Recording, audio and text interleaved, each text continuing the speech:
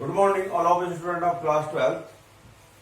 आज मैं इस वीडियो के अंदर आपको नए चैप्टर की ओर ले जाऊंगा और चैप्टर में जो आपका है गतिमान आवेश और चुंबकीय क्षेत्र या वैद्युत धारा का चुंबकीय प्रभाव, उसको देखना है।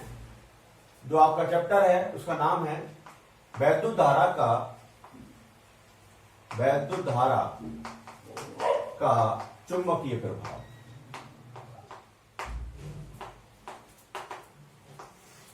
Magnetic effect of current.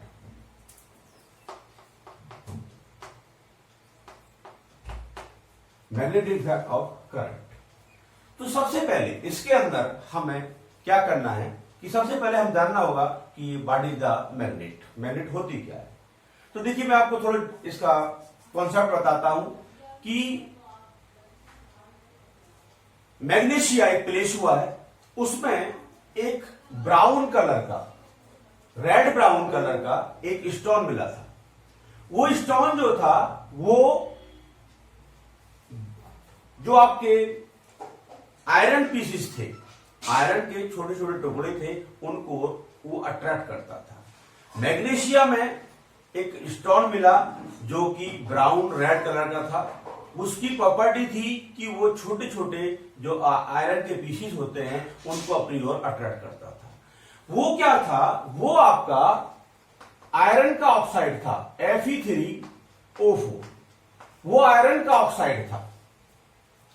चूंकि वो कहां पर मिला? मैग्नीशिया में मिला, इसीलिए उसका नाम मैग्नेट रख दिया गया और इसी को हमने फिर बाद में चुंबक हिंदी में कह दिया। क्योंकि अब चुंबक क्या है? एक ऐसी ऑब्जेक्ट है, एक ऐसी वस्तु है जो लोहे के छोटे छोटे कणों को अपनी ओर आकर्षित करती है।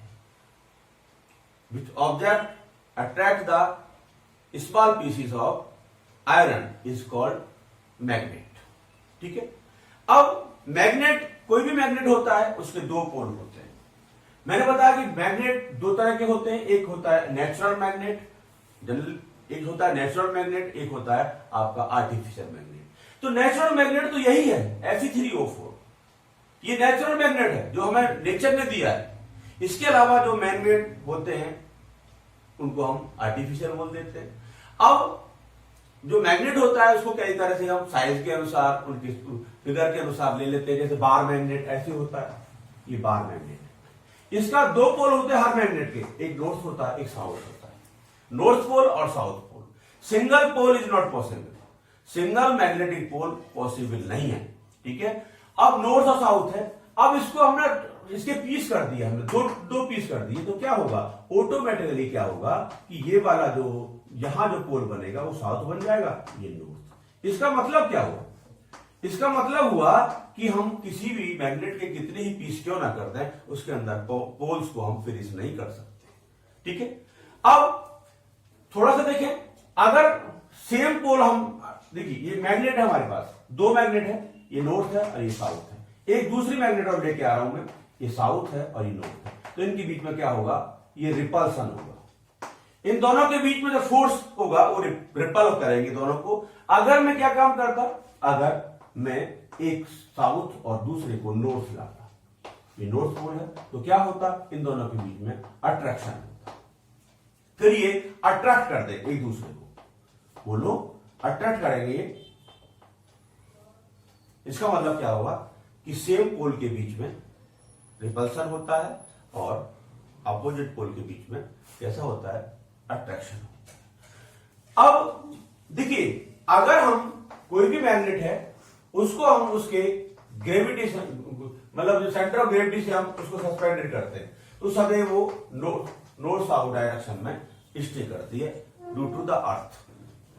अगर हम किसी भी मैग्नेट को सस्पेंडेड करते हैं उसके सेंटर ऑफ ग्रेविटी से, तो वो सदैव always stay in the north south direction of the earth.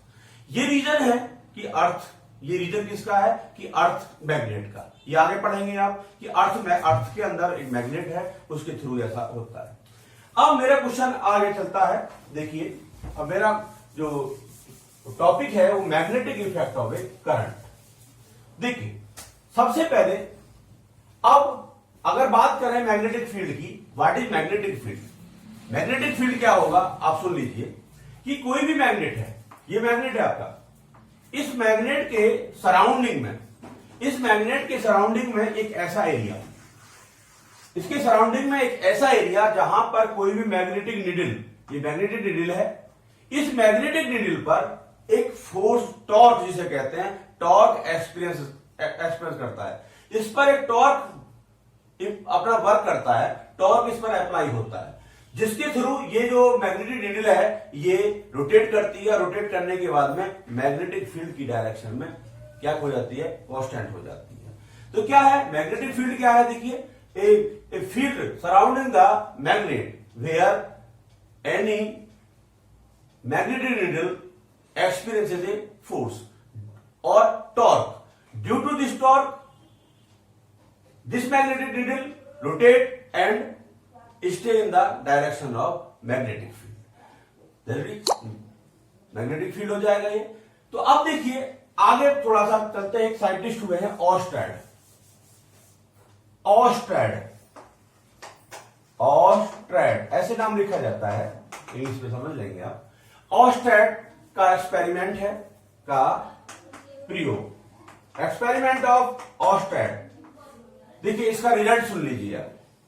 Oersted क्या कहते हैं, देखिए बहुत बड़ा इन्होंने वर्क किया है। वो कहते हैं कि अगर हमारे पास कोई कंडक्टर है, ये ए बी आपके पास कंडक्टर है, ठीक है, ए बी कंडक्टर है, इसको हमने एक की लिया, की से और एक यहां पर सेल जोड़ दिया। अब यहां पर हमने क्या रख दिया, एक मैग्नेटिक निडल को रख दिया। ये मैग्नेटिक निडल है, एन एस जैसे भी आप चाहते हैं। देखिए अगर हमने की को ऑफ रखा है, की ऑफ है, की ऑफ का मतलब no current flowing in the conductor A B, उस कंडीशन में जो आपकी मैग्नेटिक निडल है उस पर कोई इफेक्ट नहीं हो रहा है। जैसे ही मैं की को ऑन करूंगा तो मैग्नेटिक निडल में थ्रो आ जाएगा, इसकी डायरेक्शन चेंज हो जाएगी, इसकी डायरेक्शन चेंज हो जाएगी। इसका मतलब यहां कोई चीज प्रोड्यूस हुई है करंट के थ्रू, वो है मैग्नेटिक फील्ड। वो है क्या है, magnetic field. When current flow in the conductor then magnetic field produce surrounding the conductor. एक बात और समझ लीजिए कि अगर हम करंट की डायरेक्शन को चेंज करते हैं, डायरेक्शन का चेंज करने का मतलब है अगर इस नेगेटिव पोल को मैं यहां ले आता हूं और पॉजिटिव पोल को यहां ले आता हूं तो मैग्नेटिक फील्ड की डायरेक्शन ऑटोमेटिकली चेंज हो जाती है। तो रिजल्ट क्या हुआ, ऑस्टेड ने क्या बताया कि कोई भी करंट कैरिंग कंडक्टर होता है, उसके अंदर जब करंट फ्लो होता है तो उसके सराउंडिंग में, उसके चारों तरफ मैग्नेटिक फील्ड प्रोड्यूस हो जाता है। अगर मैग्नेटिक फील्ड, अगर इलेक्ट्रिक करंट की डायरेक्शन को चेंज कर दिया जाए तो मैग्नेटिक फील्ड की डायरेक्शन भी चेंज हो जाएगी। क्लियर? ऑस्टेड एक्सपेरिमेंट है ये। अब ऑस्टेड एक्सपेरिमेंट का यूज किया बायो-सावर्ट लॉ में, बायो-सावर्ट, ठीक है। तो नेक्स्ट टॉपिक,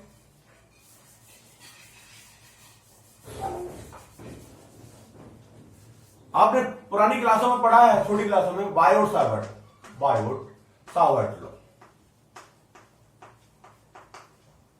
बायो-सावर्ट। मैं इसको रफली आपको बताता हूं। देखिए बायो-सावर्ट लॉ क्या कहता है, यह कहता है कि अगर मेरे पास कोई कंडक्टर है और उसके अंदर करंट फ्लो हो रहा है तो मैग्नेटिक फील्ड तो प्रोड्यूस हो गई उसके सराउंडिंग में। तो मैं कह रहा हूं इसका एक करंट एलिमेंट ले रहा हूं मैं, ये छोटा सा इसका करंट एलिमेंट है जो मैं उसको, उसकी लेंथ को dl लेके चल रहा हूं। ये करंट एलिमेंट है, कंडक्टर है। अब करंट एलिमेंट के थ्रू स्मॉल r डिस्टेंस पर एक पॉइंट P है, यहां पर ये एंगल थीटा है, डिस्टेंस स्मॉल r है, और यहां पर जो मैग्नेटिक फील्ड है वो dB। देन dB जो है उस सम फैक्टर पर डिपेंड करता है। देखिए dl is a small current element of the conductor, ये एंगल थीटा है, ये r है। तो कह रहा है कि पॉइंट P पर जो मैग्नेटिक फील्ड है जिसको मैंने dB लिया है, मैग्नेटिक फील्ड वेक्टर क्वांटिटी होता है, इसलिए मैं डीवी वेक्टर लगा दिया उस पर, और डीएल आल्सो वेक्टर एलिमेंट। तो डीवी की जो वैल्यू है वो सम फैक्टर पर डिपेंड करेगी, ये आपने 10th क्लास में पढ़ा है। First dB magnetic field intensity at point P, dB proportional to I. ये करंट जितना ज्यादा होगा आई के प्रोपोर्शनल है। How if we increase the current I then dB is also increase. Second dB proportional to dl.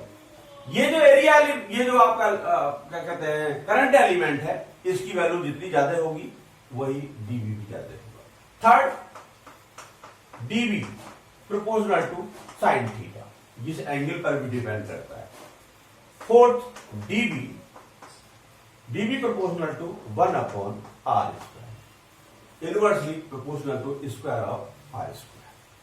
ये 4 factor हैं जिन पर आपका मैग्नेटिक फील्ड डिपेंड करता है। इन चारों को कंबाइन कर दीजिए, therefore dV proportional to I dl sine theta upon r square.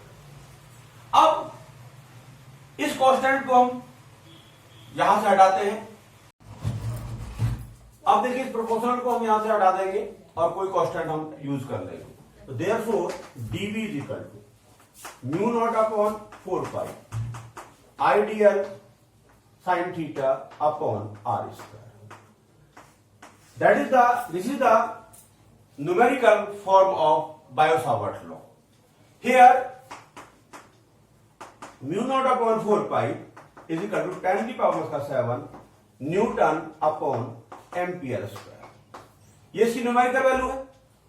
और mu naught is equal to 4 pi into 10⁻⁷ newton upon ampere square. Here mu naught is called permeability of A free space. Hindi में कहते हैं इसको चुंबकशीलता, निर्वात की चुंबकशीलता। Permittivity of free space, इसको कहते हैं निर्वात की चुंबकशीलता। जैसे वहां पर होता है निर्वात की वैद्युतशीलता म्यू नॉट एप्सिलॉन नॉट, यहां पर होता है म्यू नॉट। अब इसका थोड़ा सा हम वेक्टर फॉर्म ऑफ देना चाहते हैं। वेक्टर फॉर्म कैसे देंगे, देखिए we know dv is equal to mu naught upon 4 pi I dl sine theta upon r square. आप एनआर और डीआर में आर से आप मल्टीप्लाई कर लेंगे तो क्या बन जाएगा, therefore DV is equal to mu naught upon 4 pi I dl sine theta upon r cube into r. अब मैं वेक्टर फॉर्म इसको पुट करूंगा। देखिए dV is equal to mu naught upon 4 pi I upon r cube और dl cross r. That is the vector form of Biot Savart law. Here dl cross r is equal to dl r sine theta. इस तरह से ये Biot-Savart law आपका complete हो जाता है। अब इसके एप्लीकेशन नेक्स्ट वीडियो में आप देख पाएंगे।